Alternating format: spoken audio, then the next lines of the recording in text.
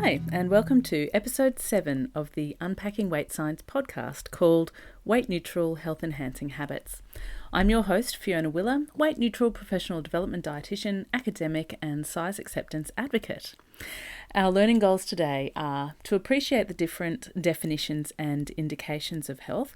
And I'm going to talk about risk exposures, surrogate markers, and disease indicators and how they differ. Identify intentional behaviours which are associated with enhanced health indicators, and identify the types of scientific studies which can shed light on weight neutral health enhancing lifestyle factors. And I'm going to talk through 3 particular studies which highlight these factors. So first of all, just a reminder on what weight neutral means. So the intention with a weight neutral intervention, the intention is not to change weight, and the effect is also not weight change. So it doesn't erase weight altogether and how important weight and the experience of weight has had in people's lives. But the intervention itself, is it meant to change weight and doesn't have the effect of changing weight? So that's what I mean by the term weight neutral. And today I'm not talking specifically about the impact of multifaceted HAES, health at every size type interventions. I'll do that another time. I'm talking about separate health habits, so things or behaviours that people can do or access if they have the resources, that are pretty safe things to do both separately and combined, and are based on solid observational and experimental evidence over long periods of time. So if you're a HAES advocate, this stuff is useful for when you're talking with HAES detractors, as it keeps the discussion on actual, tangible lifestyle behaviours and outcomes rather than the more sort of nebulous ideas around body positivity. Arguably, the most important definition of health is how you feel in your body. This means that health is a resource that can change over time. It's not that there are only 2 settings either. Like, it's not I feel great in my body versus I feel terrible in my body. Health could be defined by feeling okay or an improvement from terrible to okay. And using this sort of definition is useful as it embraces our mental health as well as our experience of our physical body life. Because of its focus on autonomy, health at every size really honours that definition of health as how you feel in your body. So as I go through this stuff today, please bear in mind that in the end, what matters for your own life and the life of your clients, if you're a clinician, is your own lived experience of health. It's not What I talk about is not a how-to list or a recommendation. It's more like a 24-hour smorgasbord of options, and your taste may change over time. And of course, that's cool too. That's life. But from a research perspective, health is usually defined as an absence of disease, and delay of diagnosis further than expected is seen as a good thing, and a long life is seen as a good thing. So they're all used as proxies for health. They sort of make the struggle of individuals a little invisible as well, but that is in the research how health is defined. Lots of detail is missing in population stats. Many people die earlier than expected, and many people die later than expected. As I've talked about before, the average is not what most people experience. It's just the middle of a wide spread of eventualities. It's also really important to think about how these things are measured.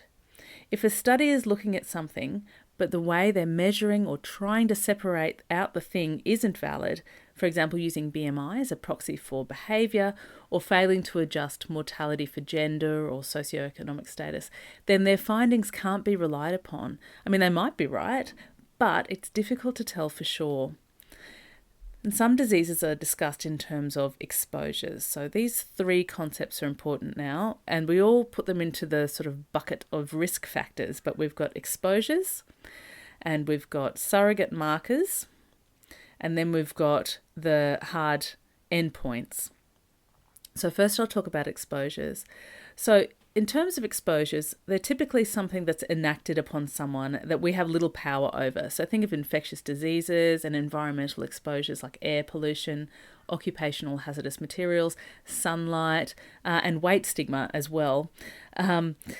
Usually we think about exposures in terms of infectious disease, the ones you catch from someone or somewhere, and if you survive them, they go. And then the other type of illness that we think about in terms of exposure is cancer.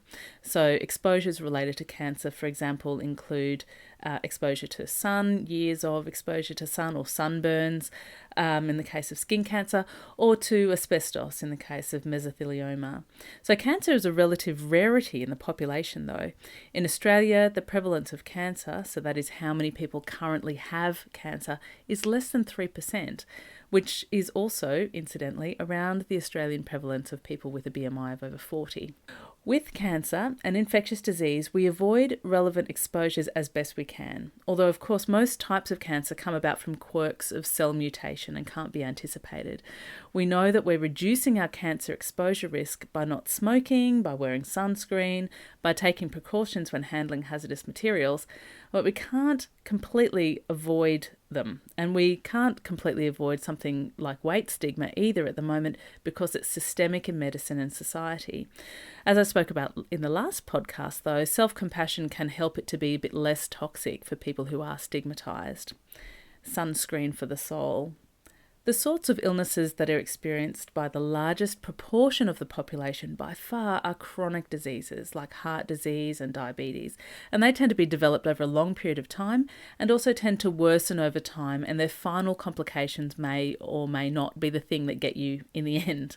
It's largely chronic disease and their final life-ending events that can be influenced a bit by what we do during our lives. So it's pretty easy to notice the cataclysmic disease endpoints like heart attacks or organ failure, but most of the time people with chronic disease can't feel it. So how do we know that they have chronic disease? And the way that we can tell is through these surrogate markers. Surrogate markers are sometimes also called biomarkers. So they're measures of the biological system, which are markers of disease risk, of disease progression, but they're not hard endpoints themselves. So the biomarker or the surrogate marker for a heart attack in the future may be high cholesterol, but the actual thing we're trying to avoid is the heart attack. So you know when you've had a heart attack, mostly, depending on how severe it is. But we can't feel our cholesterol levels. Most people can't feel their blood sugar levels. We can't feel most of these surrogate markers. And so that includes things like, as I said, blood sugar and cholesterol levels, but also blood pressure, fitness tests like VO2 max or pacing, mobility tests and exertion recovery tests, and also physical indicators like signs of muscle weighting or grip strength tests, blood, vitamin and mineral levels, bone density, like all of those things you actually have to go and get tested for, and you don't necessarily know what your response is going to be until you have the test, because, for example, with grip strength, it has to be pretty severe before it impacts on your quality of life. Because we tend to do the things that we're capable of doing rather than focusing on our deficits unless they're very severe. Surrogate markers often have medical names and are considered conditions unto themselves, for example, hypertension, dyslipidemia, osteoporosis, and even diabetes type 2, which just means that blood sugar levels are not controlled as tightly as what's been deemed the biological norm. The cutoff points themselves for diabetes are controversial, and they vary widely over time and between countries, so it's not a yes-no sort of situation with diabetes. But those surrogate markers aren't the ultimate endpoint that we're trying to avoid. So the stroke, the heart attack, the catastrophic fracture, the vascular damage leading to a foot amputation or kidney failure. The surrogate markers themselves usually are things that we can't feel or that we need extra testing to figure out if they're going on. So basically we've noticed that these exposures, surrogate markers and the hard endpoints are related to each other by working backwards. So a bunch of people with high cholesterol will collectively experience more cardiovascular issues than a bunch of people with low cholesterol levels. And we've mostly established the biological plausibility of those connections now. But the problem comes when we assume that we can hack or fiddle around with the surrogate markers in order to influence the rate of the hard endpoints. The easiest way to explain this is that we've noticed that there's a relationship between high cholesterol levels and with heart attacks. And we've noticed also that there is a biologically plausible connection between those two. We can stepwise see the relationship between high cholesterol and heart attacks. However, when we're only looking at the relationship between those two things or few markers, we are biased to we're only looking in that area. There may be something else that is influencing both of those things. And in the case of cardiac stuff, genetics plays a massive role. So it's one genetic player, earlier on that is influencing both the cholesterol level and the propensity for that eventual heart attack. And potentially those cholesterol levels are completely incidental to the heart attack. And particularly if we've got something else that can get in the way and influence both things. For example, physical activity, which I'm going to talk about a little later. We've got physical activity that can lower cholesterol levels and also lower the risk of a heart attack. It makes it look like the lower cholesterol is what is influencing that heart attack risk, but it may well be, and it probably is, the physical activity that's having an independent effect. So when we use these surrogate markers, we can get ourselves into the position where we're only looking for those things and we forget to look for the other stuff that actually might be having the independent effect. And things like physical activity patterns and food are missed out in so much research to do with chronic disease. We've got such a vast quantity of weight loss research compared with research on health behaviours and health outcomes. It's really sad. So to demonstrate, again, with heart disease and how even with medication, which is a known dose and a known effect on cholesterol in the case of statins. So statins are a type of drug which lower cholesterol levels, and they've also been shown to slightly lower your risk of having that heart attack. They're a blockbuster drug for the pharmaceutical companies. They're taken by hundreds upon hundreds of thousands of people world over. And they do work, but only on a group basis. So in the case specifically of statins, 104 people need to take them exactly as prescribed for 5 years for one person's heart attack to be avoided. So the remaining 103 people have heart attacks at the same rate as the rest of the population with high blood cholesterol.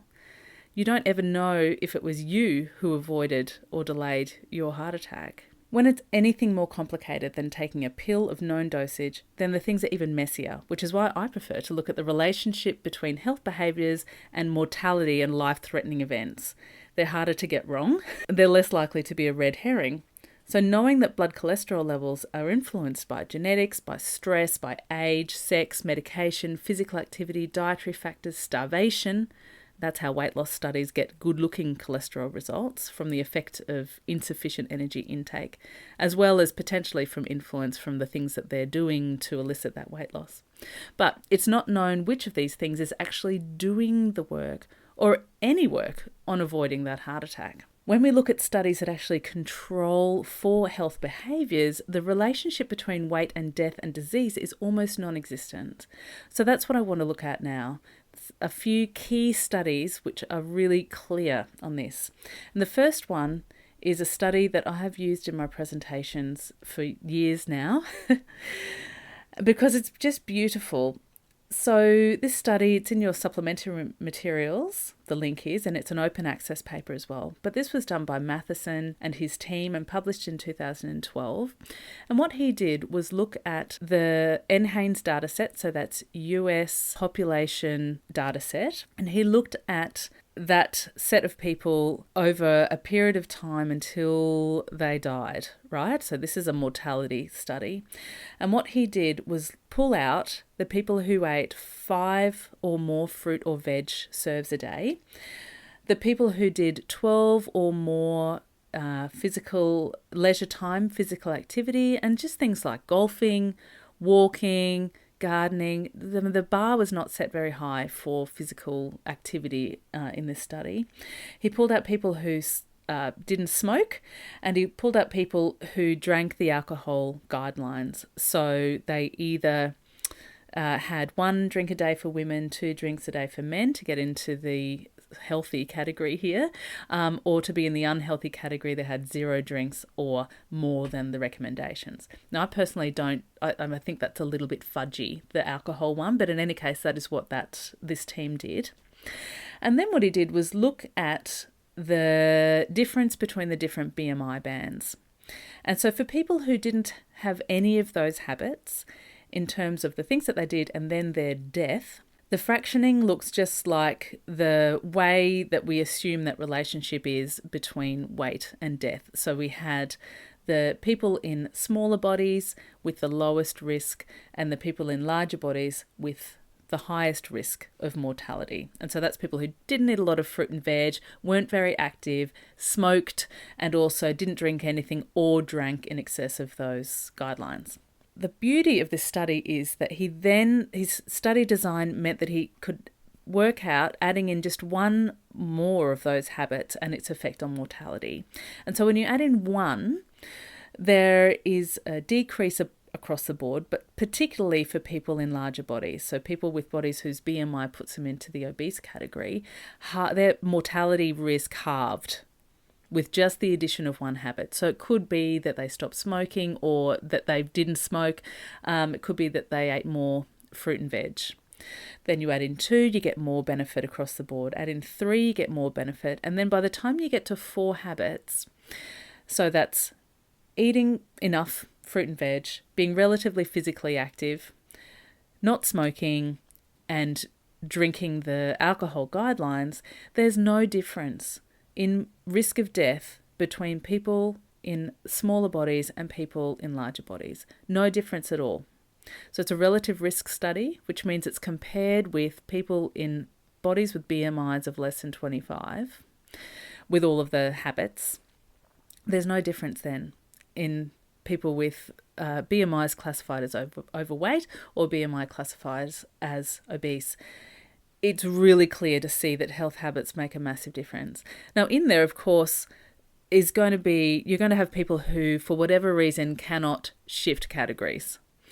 So they may have the circumstances where they're unable to be regularly physically active, and there's a lot of reasons why that may be. But in any case, it looks like if you can add a healthy habit to your life, then that will be good in terms of your longevity.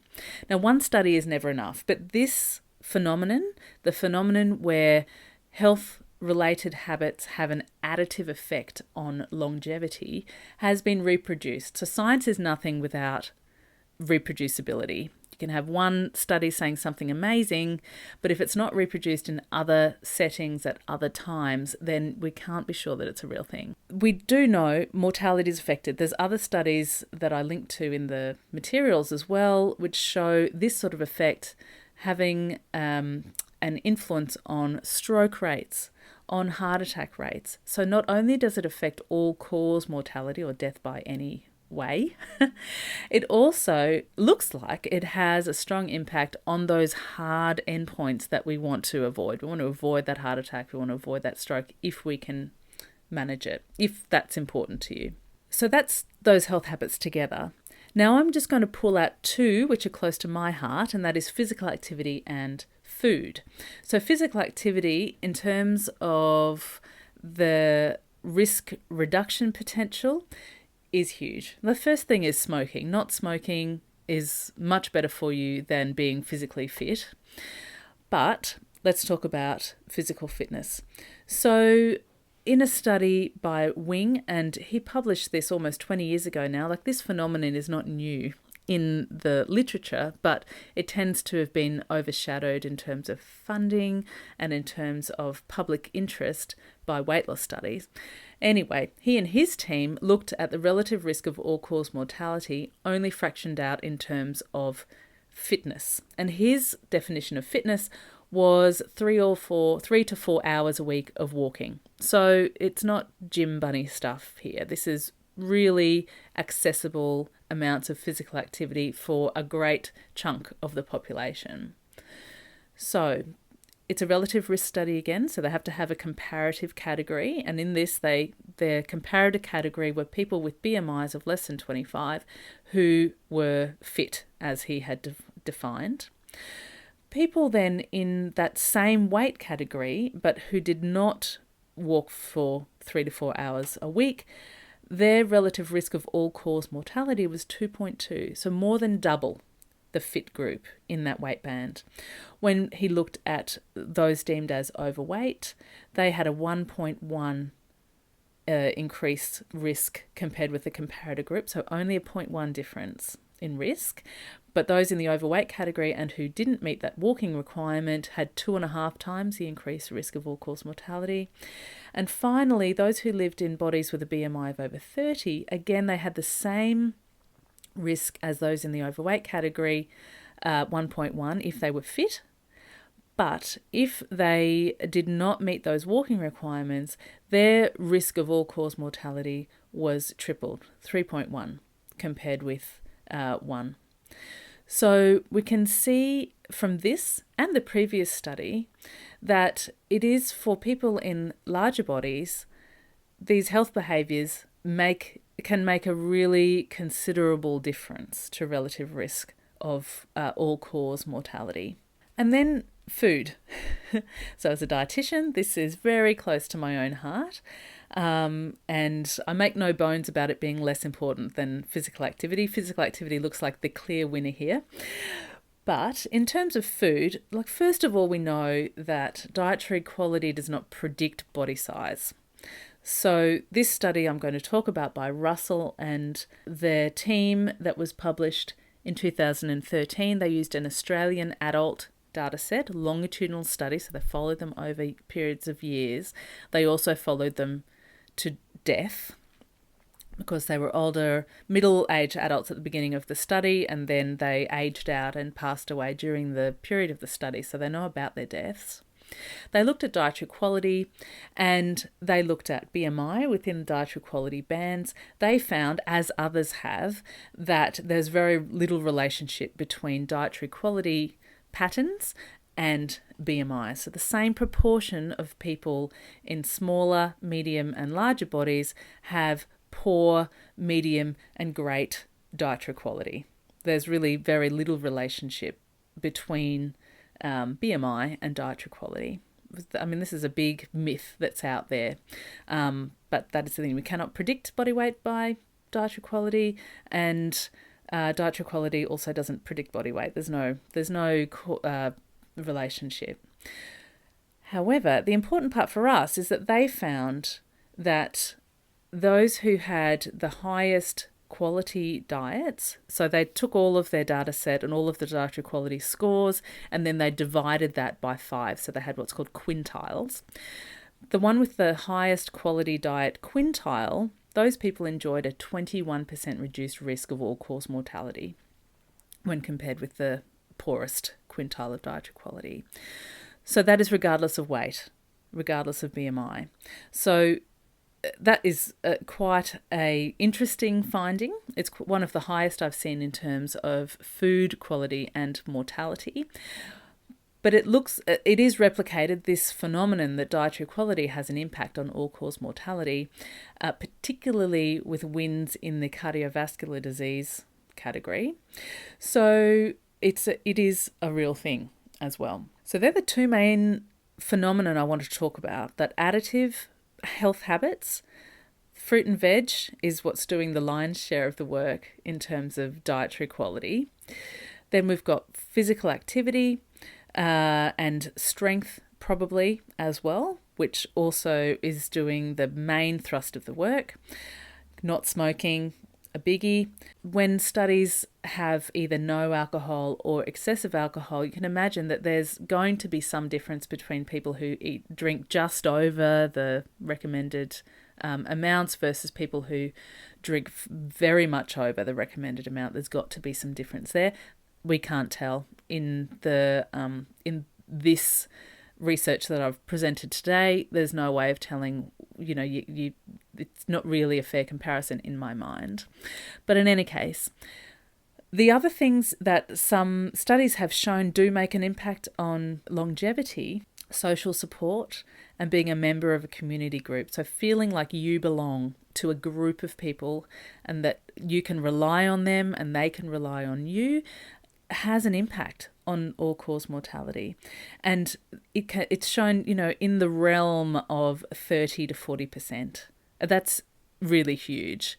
And sleep is also impactful. So not enough and too much are both associated with poorer longevity outcomes. So the sweet point by the looks of it is between 5 hours and not more than 8 or 9 hours. And interestingly, getting more sleep than that, so more than 8 or 9 hours of sleep, is associated with poorer health outcomes than if you get less than 5 hours sleep.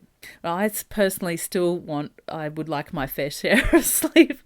In general, I have small children. I would love to get to the point in my life where I can have enough sleep now.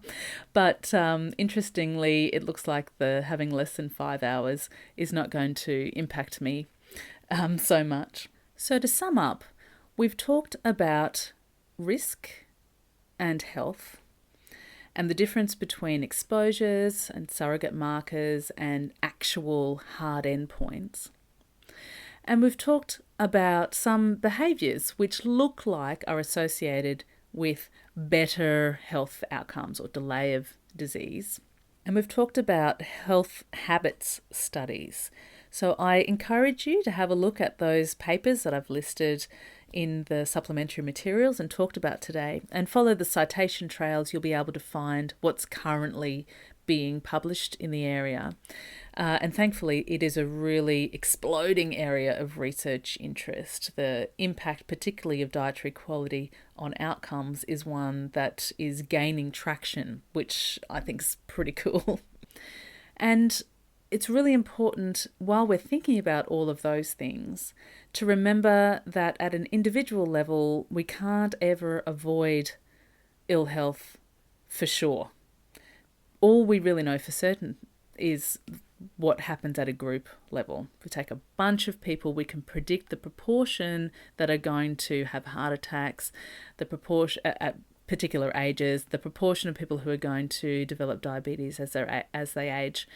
But we can't ever pinpoint a particular person and say that they will get that. And that is a really important lesson for everyone. If we could really help people understand the uncertainty of health, I think that would take the pressure off people feeling so guilty when they don't perform these health behaviours. Because the thing is that none of us make it out alive, and health is not important to everyone. And we can never avoid ill health altogether anyway. So taking everything flexibly and recognizing that we can't avoid illness, we can't avoid pain, and we need to accept and embrace it when it comes into our lives and recognize that that's a really normal part of life. If we could do that, we would have a much less stressed population and much less stressed health professionals as well. So that's it for this episode. The supporting materials, which include the show notes, research links, and self-test quiz, are available up front for current subscribers to my Patreon Unpacking Weight Science page, and it's only $5 a month, which is a total bargain for professional development. Or you can purchase the supplementary materials in a bundle if you're catching up with this later. And you can have a look at my unpackingweightscience.com website for details on that. Next time, the topic is theoretical versus actual weight change, industrialised wishful thinking, in which I'm going to compare and contrast what our mathematical formulas about energy requirements and weight loss say should be possible, i.e. the theoretical, versus what actually happens in real life, which is something quite different. I'm also going to talk about the history of this energy requirement belief system and who continues to use it and why. So until next time, goodbye.